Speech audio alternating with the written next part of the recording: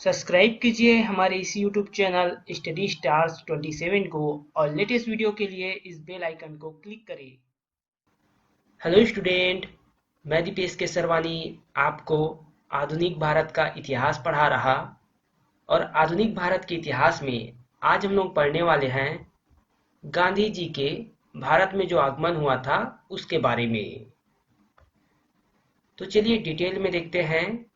जब गांधी जी भारत में आते हैं तब वो कौन कौन से सत्याग्रह करते हैं, कौन कौन से आंदोलन करते हैं, उसके बारे में।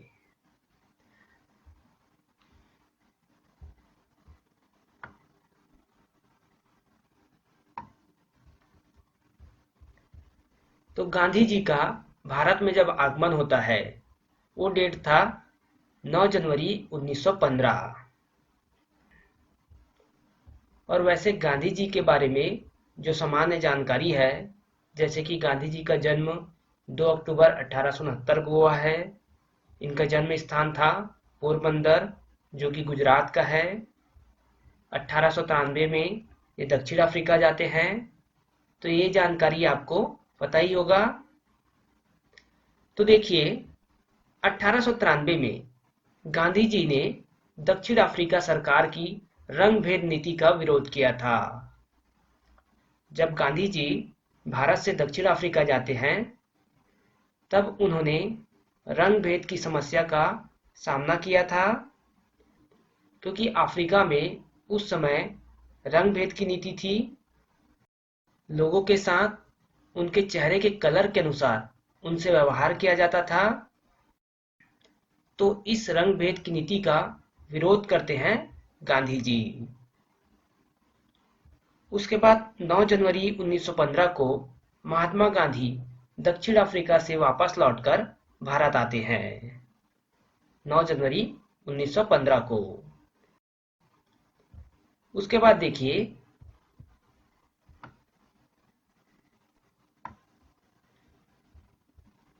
तो गांधी जी जब वापस आते हैं उस समय प्रथम विश्व युद्ध का माहौल था। इस समय इंग्लैंड का युद्ध जर्मनी के साथ हो रहा था। तब गांधी जी ने प्रथम विश्व युद्ध के समय, देखिए प्रथम विश्व युद्ध के समय गांधी जी ब्रिटेन की नीति पर विश्वास रखते थे तथा उनको ब्रिटिश सरकार पर काफी ज्यादा भरोसा था। गांधी जी जब भारत आए थे तब उन्हें इस बात का ज्ञान नहीं था कि जो ब्रिटिश है, जो ब्रिटिश सेना है या फिर जो ब्रिटिश अधिकारी है, वो भारतीयों का यहाँ पर शोषण कर रहे हैं। इस बात का ज्ञान नहीं था गांधी जी को। इसलिए उन्होंने इस समय लोगों को सेना में भर्ती करवाया। जो भारतीय लोग थे उसे ब्रिटिश सेना में भर्ती करवा रहे थे महात्मा गांधी।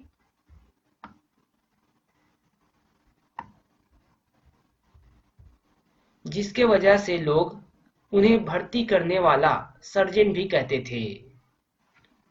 महात्मा गांधी को भर्ती करने वाला सर्जन कहा जाता था इस समय, क्योंकि उन्होंने कुछ भारतीय लोगों को ब्रिटिश सेना में भर्ती करवाया था।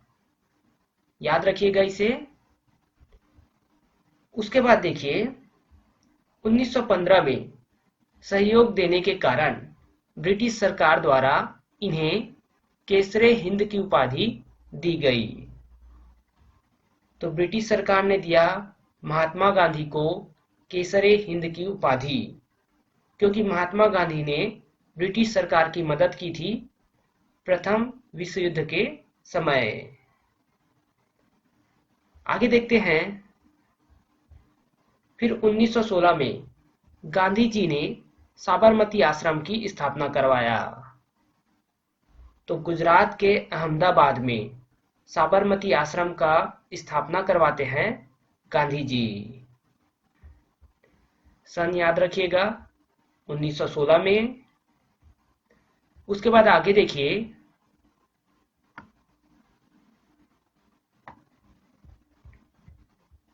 फिर होता है चंपारण सत्याग्रह 1917 में।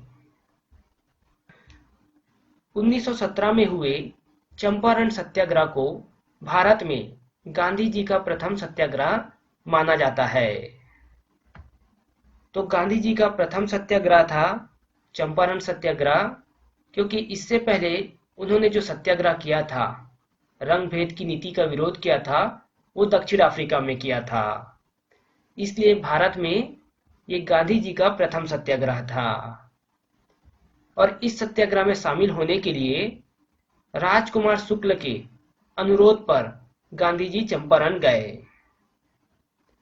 सबसे ज्यादा महत्वपूर्ण पॉइंट है, एग्जाम में कई बार पूछा गया है कि किसके अनुरोध पर गांधी जी चंपारण गए।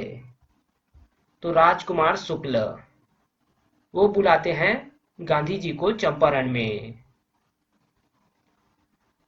देखिए सत्याग्रह का कारण क्या था।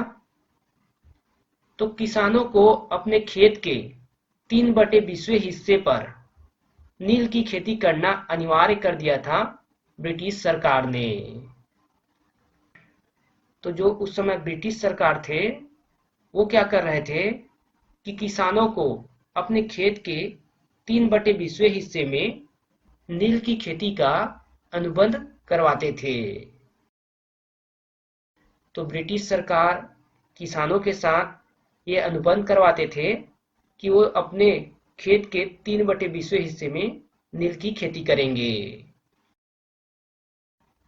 लेकिन किसान चाहते थे कि उन हिस्सों पर वो अपना कोई और फसल लगाएं, वो नील की खेती नहीं करना चाहते थे। तो आगे देखिए, इस व्यवस्था को या फिर यह व्यवस्था जो है 3 कठिया पद्धति कहलाती है। इस व्यवस्था को 3 कठिया पद्धति कहा जाता है और इसके विद्रोह में सत्याग्रह हुआ। जो चंपारण सत्याग्रह हुआ वो इसी के विरोध में था कि 3/20 हिस्से में नील की खेती नहीं करना है। तो आगे देखिए,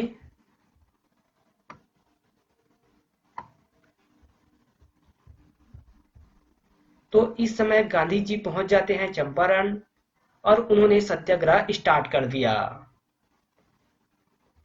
तो गांधी जी के दृढ़ता के समक्ष सरकार विवश हो गई तथा प्रशासन ने स्थानीय सरकार को अपना आदेश वापस लेने को कहा। तो गांधी जी दृढ़ता के साथ डटे रहे और ये सत्याग्रह जो रहा वो सफल हो गया। इस तरह यह सत्याग्रह सफल रहा। तो ये गांधी जी का पहला सत्याग्रह था भारत में, जो कि सफल रहा। आगे देखते हैं हम लोग।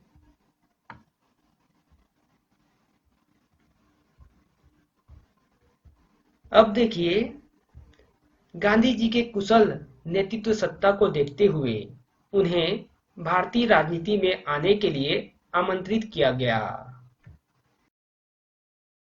तो गांधी जी ने जैसे ही चंपारण सत्याग्रह में सफलता हासिल की, तो उन्हें भारतीय राजनीति में आने के लिए आमंत्रित किया जाता है। तो इस समय गांधी जी ने गोपाल कृष्ण गोखले को अपना राजनीतिक गुरु माना। मोस्ट इंपॉर्टेंट क्वेश्चन है, गांधी जी ने अपना राजनीतिक गुरु किसे माना था? तो गोपाल कृष्ण गोखले को। यह आपके एग्जाम में पूछा जा सकता है। चलिए आगे देखते हैं।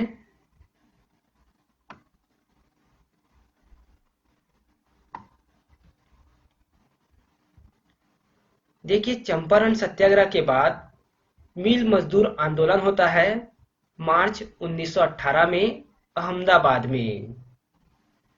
तो अहमदाबाद, जहां पर साबरमती आश्रम की स्थापना किया था गांधी जी ने, वहां पर होता है मिल मजदूर आंदोलन। आंदोलन का जो कारण होता है वो अहमदाबाद मिल में विवाद। तो मजदूरों की वेतन वृद्धि तथा बोनस को लेकर विवाद रहता है अहमदाबाद के मिल में। मजदूर चाहते थे वेतन वृद्धि के साथ साथ 50% बोनस दिया जाए, लेकिन जो मिल के मालिक थे वो 20% बोनस देने के लिए तैयार थे। तब यहाँ पर गांधी जी आते हैं और गांधी जी दोनों पक्षों से बात करते हैं और मामला को खत्म करते हैं। देखिए कैसे खत्म होता है। गांधी जी इस आंदोलन में शामिल हुए और भूख हड़ताल पर बैठ गए, जो कि इनका आमरण अनशन था। तो भूख हड़ताल पर बैठ जाते हैं गांधी जी और मजदूरों को शांतिपूर्वक अहिंसात्मक ढंग से संघर्ष करने की शिक्षा देते हैं। गांधी जी यहाँ पर जो मिल के मजदूर है उनसे कहते हैं कि 50% की जगह 35% की बोनस की मांग की जाए, और जो मिल के मालिक है उन्हें समझाते हैं कि वो 20% जो बोनस देना चाहते हैं उसे 35% करे। तो इस तरह दोनों पक्ष जो है वो इस बात को मान लेते हैं। तो इस प्रकार जो ये मिल मजदूर का आंदोलन था वो सफल रहता है। तो गांधी जी का यह भूख हड़ताल प्रथम व सफल प्रयोग था, जो कि सफल रहा था, और ये आंदोलन जो है वो भी सफल रहा। तो एक गांधी जी का दूसरा आंदोलन या फिर सत्याग्रह था जो कि सफल रहा था।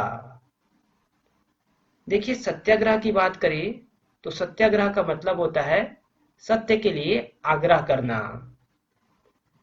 मतलब जो सही है उसकी मांग करना। तो यही है सत्याग्रह। चलिए आगे देखते हैं अब हम लोग।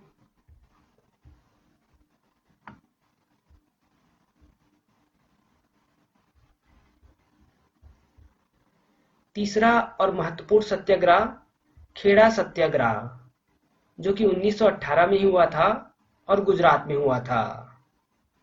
और इसका कारण था 1918 के भीषण अकाल के कारण गुजरात के खेड़ा जिले में जो फसल था वो पूरी तरह बर्बाद हो गया था।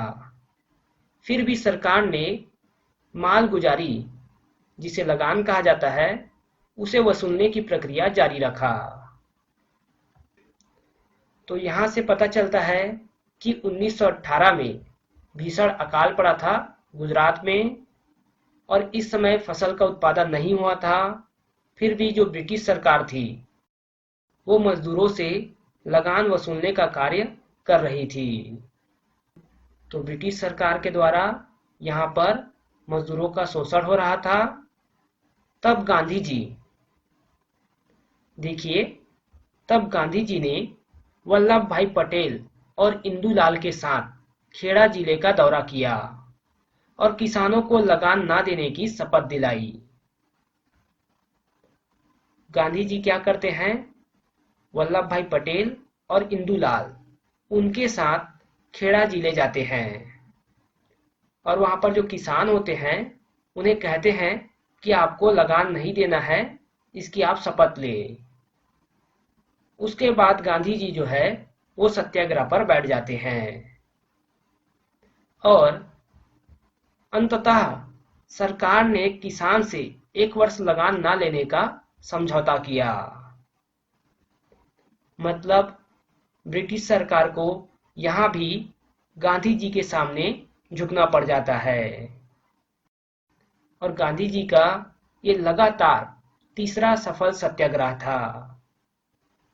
बहुत ही महत्वपूर्ण है, लगातार ये तीसरा सफल सत्याग्रह था गांधी जी का। तो यहाँ पर भी समस्या का समाधान हो जाता है।